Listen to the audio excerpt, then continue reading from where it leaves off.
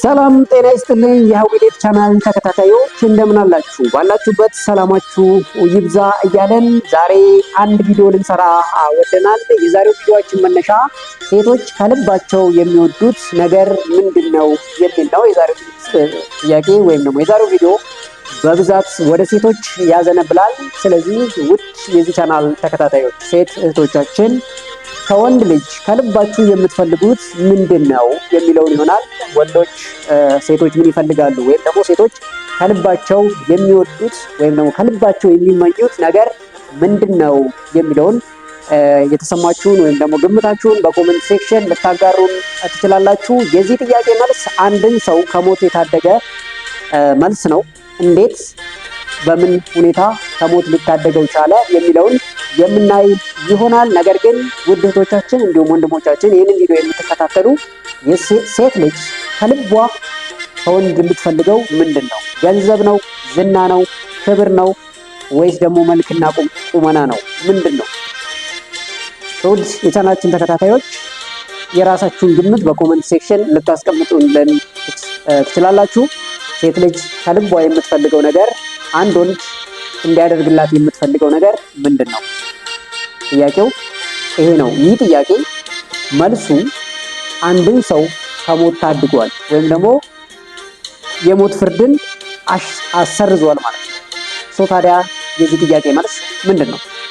ነገሩ እንዲህ ነው። በአንድ ሀገር ላይ አንድ ሰው ከፍተኛ ወንጀል ይሰራና ሀገሪቷ በንጉሳውያን ሲስተም ወይም ደግሞ በኪንግ ሲስተም ወይም አውቶክራቲክ ሲስተም ስለነበር የምትከተለውና ያ ሰው የሞት ፍርድ የስቅላት ፍርድ ይፈረድበታል ማለት ነው። ስለዚህ ይህ የስቅላት ፍርድ ወይም የሞት ፍርድ የተፈረደበት ወንጀለኛ ወደ ንጉሱ ቀርቦ የመጨረሻ ኑዛዜውን እንዲናዘዝ ይፈቀድለታል። ነገር ግን ልክ ንጉሱ ጋር ሲደርስ ንጉሱ በደንብ ያየውና ይህንን ሰው አንድ ፈተና ሊያቀርብለት ይፈልጋል። ይህንን ፈተና ወይም ይህንን ጥያቄ ከመለሰ የዳግም የመኖር እድል ይሰጠዋል ማለት ነው። ታዲያ ይህ ንጉስ ምን ብሎ ይጠይቀዋል? ዛሬ አንድ ጥያቄ ጠይቃለሁ። ይሄ ጥያቄ ብዙ ስኮለሮች፣ ብዙ ሳይኮሎጂዎች፣ ብዙ አጋፋሪዎቼ ተጠይቀው ያልመለሱት ጥያቄ ነው። ስለዚህ ይህንን ጥያቄ ከመለስክ የሞት ፍርድ ይነሳልሃል፣ ዳግም የመኖር እድል ይሰጣል ብሎ ይለዋል ማለት ነው። እሱም በጣም ይደነግጥና ነገር ግን ምናልባት ይህንን ጥያቄ ከመለሰ የመኖር ህልውና ወይም የመኖር ተስፋ ስለሚጨመርለት በአንድ ፊት ደስታ ይዘዋል፣ በአንድ ፊት ደግሞ ጥያቄው ብዙ ስኮለሮች፣ ብዙ ሳይኮሎጂስቶች፣ ብዙ ምሁራኖች ያልመለሱት ጥያቄ እኔ እንዴት ልመልሰው እችላለሁ የሚለው ፍርሃት ይኖርበታል። ቢሆንም ግን ጥያቄው ምንድነው ብሎ ንጉሱን ይጠይቃል ማለት ነው። ንጉሱ ምንድነው ብሎ የጠይቀው ሴት ልጅ ከልቧ የምትፈልገው ምንድነው የሚል ጥያቄ ነው ማለት ነው። ሴት ልጅ ከልቧ እንዲሆንላት የምትፈልገው ከወንድ ልጅ የምትፈልገው ነገር ምንድነው የሚል ጥያቄ ነው የተጠየቀው ማለት ነው። ስለዚህ ይህንን ጥያቄ በወቅቱ በጊዜው መመለስ አልቻለም። ስለዚህ በጊዜው መመለስ ስለማይችል ምንድነው የጠየቀው? ለዚህ ጥያቄ ለመመለስ ጊዜ እንዲሰጠኝ እፈልጋለሁ ብሎ ይጠይቃል ማለት ነው። ያ ንጉስም ይህንን ጥያቄ እንድትመልስ የ1 ዓመት ጊዜ ሰጥቼካለሁ። በዚህ በ1 ዓመት ውስጥ የዚህን ጥያቄ ትክክለኛ መልስ ይዘህ ከመጣ ሌላ የመኖር እድል ይሰጥሃል፣ አለዛ ህይወትህ እዚህ ጋር ያበቃል ብሎ ይለዋል ማለት ነው። እሱም ይህንን የ1 ዓመት የተሰጠውን የአሳይመንት ጊዜ ይቀበልና የዚህን ጥያቄ መልስ ፍለጋ ይዞራል ማለት ነው። ከገረድ እስከ ንግስት፣ ከአሽከር እስከ ንጉስ ያልቀሩትን ሁሉንም ከሃይማኖት አባቶች ጀምሮ እዛ አገር ያሉትን ነገር ሙሉ በሙሉ ዞሮ ጥያቄ ይጠይቃል። ይህንን ጥያቄ መልሱንም ሁሉም ሰው ይሰጠዋል እንደመሰለው ማለት ነው። ነገር ግን አንድ ትክክለኛ የሆነ መልስ ያጣል። ምክንያቱም ግማሹ ገንዘብ ይላል፣ ግማሹ ፍቅር ይላል፣ ግማሹ ደግሞ ክብር ይላል፣ ግማሹ ደግሞ መልክ ይላል፣ ግማሹ ቁመና ይላል፣ ግማሹ ብቻ የተለያየ ሁሉም ሰው የተለያየ መልስ ይሰጣል ማለት ነው። ልብ በሉ ከገረድ እስከ ንግስት፣ ከአሽከር እስከ ንጉስ ምንም እዛ ሀገር ላይ የቀረው የለም። ብዙ ቦታ ሄዷል፣ ያልዞረበት የለም። ጥያቄውን ሁሉም የተለያየ መልስ ይሰጠዋል። አንድ ትክክለኛ የሆነ የሚለው ብዙ ሰው የተስማማበት መልስ ያጣል ማለት ነው። በመጨረሻ ግራ ይገባውና አንድ ሰውዬን ያማክራል። ጥበበኛ የተባለ ሰውን ሲያማክረው ያ ጥበበኛ ሰው አንድ ነገር ይነግረዋል። አንዲት ሴት ደን ውስጥ ነው የምትኖረው። መልኳ በጣም ያስፈራል። እንዲሁም አጠገቧ ምንም አይነት ሰው የለም። ነገር ግን በጥንቁልና ወይም ደግሞ ጠንቋይ ናት። እሷ ጋር ብትሄድ የዚህን ጥያቄ መልስ የምታገኝ ይመስለኛል። ነገር ግን ሴትዮዋ በጣም ነው የምታስፈራው። ይህንን ድፍረቱ ካለ እዛ ሄደህ እሷን መጠየቅ የምትችል ከሆነ መልሱን እዛ እንደምታገኝ እርግጠኛ ነኝ ይለዋል። ይህ ሰው ሴትዮዋ ምንም ብታስፈራም እንኳን ምናልባት ከሞት የሚያመልጥበትን መልስ ልትሰጠኝ ትችላለች ብሎ ስላመነ ወደዛ ይሄዳል ማለት ነው። ሴትዮዋ በጣም ጥቅጥቅ ያለ ደን ውስጥ ጨለማ ውስጥ ብቻዋን ትኖራለች። እዛ ሄዶ እሷን ለማናገር ይሞክራል። ምንድነው የመጣበት ጉዳይ ይባላል። የመጣሁበት ጉዳይ የሞት ፍርድ ተፈርዶብኛል።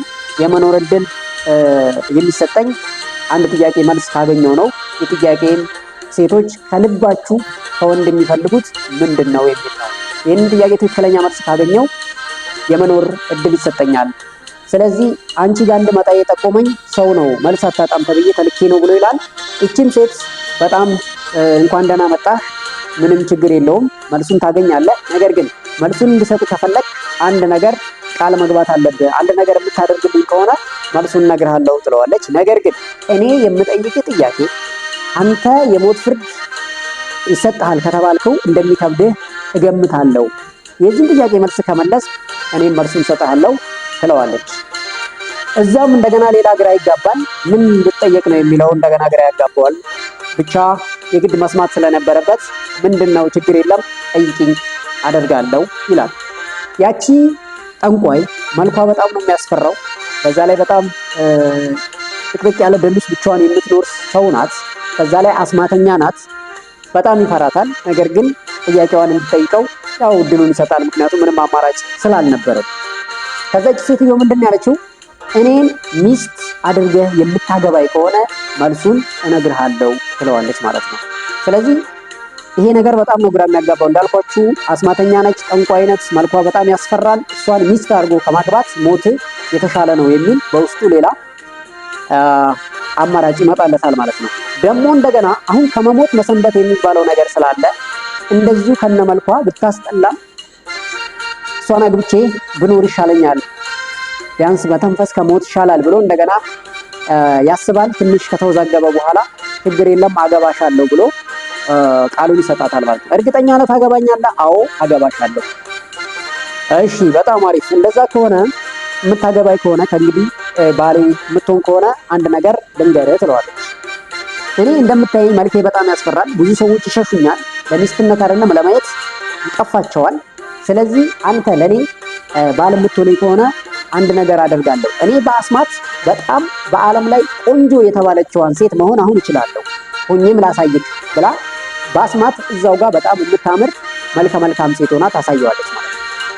ስለዚህ የመጀመሪያ መልኬን አይተዋል። አሁን ደግሞ ይሄኛውን መልኬን አይተሃል። ስለዚህ እንደዚህ ቆንጆ ሆኜ ሚስትክ እንደሆነ ነው የምትፈልገው ወይስ ደግሞ እንደ መጀመሪያው አስፈሪና ብዙ ሰው የሚሸሻት ሚስት ሆኜ ሚስትክ እንደሆነ ነው የምትፈልገው ብላ ስትለው ይሄ ሰው በጣም በማስተዋል አንድ ነገር ያስባል።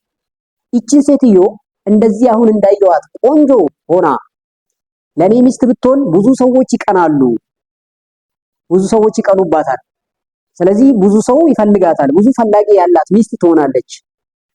አንድ እሱ ነው። ሁለተኛ ደግሞ አይ እንደዚህ እያማርሽ እንደምታምሪ ሁኚልኝ ብላ ራስ ወዳድ የሆንኩ ያህል ይሰማኛል። ራስ ወዳድ መሆን ግን አልፈልግም። ስለዚህ ከዚህ ሁሉ እኔ እንደዚህ ሁኚ ወይም ደግሞ እንደመጀመሪያው ሁኚ አልልሽም። አንቺ ሚስቴ ነሽ፣ ሚስት አርግቼ ተቀብዬሻለሁ። እንደፈለግሽው መሆኑ ያንቺ ምርጫ ነው። እኔ ወደዚህ ሁኚልኝ ወደዚህ ሁኚልኝ አልልም። እንደዚሁ እንዳለሽ ተቀብዬሻለሁ፣ ሚስት አርግቼ ወስጃለሁ። ስለዚህ እንደፈለግሽ መሆኑ ያንቺ መፍት ነው ብሎ ይላታል። እሷም በዚህ ሰውዬ መልስ በጣም ትደሰትና ለመጀመሪያ ጊዜ ፊቷ በፈገግታ ይሞላል ማለት ነው። ምክንያቱም ይህ ሰው የእሷን መብት አልተጋፋም።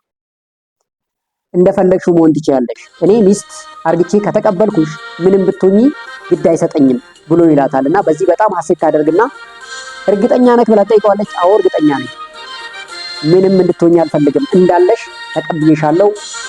አሁን እንዳየሁሽ ቆንጆ ወይም ደግሞ መጀመሪያ እንዳልሽው አንቺ ሰዎች ይፈሩኛል ይሸሹኛል እንዳልሽው መሆኑ ያንቺ ጉዳይ ነው በአንቺ ነፃነት ውስጥ አልገባም፣ ተቀብያለሁ፣ ከዚህ በኋላ ሚስቴ ትሆኛለሽ ብሎ ይላታል።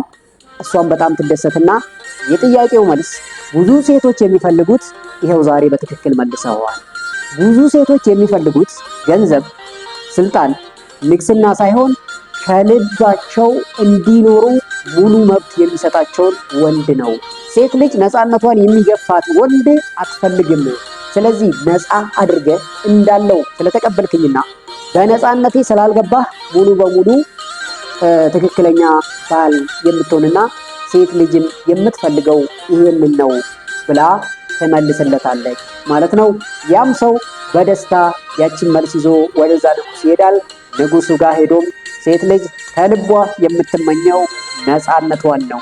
ነፃ የሚያደርጋት እንደፈለጋት እንድትሆን የሚፈቅድላት በነፃነቷ የማይገባባት ወንድ ትፈልጋለች ብሎ መልሶ ዳግም የመኖር ህይወት አገኘ። ወደዛች ሴትዮም ተመልሶ አብሮ መኖር ጀመረ ይባላል። ውድ የቻናላችን ተከታታዮች ታሪካችን ይሄን ይመስላል። ሴት ልጅ በትክክል የምትፈልገው ብዙ ሰዎች ዛሬ እንደሚሉት ገንዘብ፣ መልክ፣ ሀብት፣ ዝና ምናምን ሳይሆን ከልብ ክብርን እንደምትፈልግ ከዚህ ታሪክ እንማራለን። የዚህ ሰውዬ መልስና የዚች ሴትዮ መልስ ለብዙ ሴቶች ያስማማል ወይስ አያስማማም የሚለውን በኮመንት ሴክሽን ሀሳባችሁን ልታጋሩን ትችላላችሁ።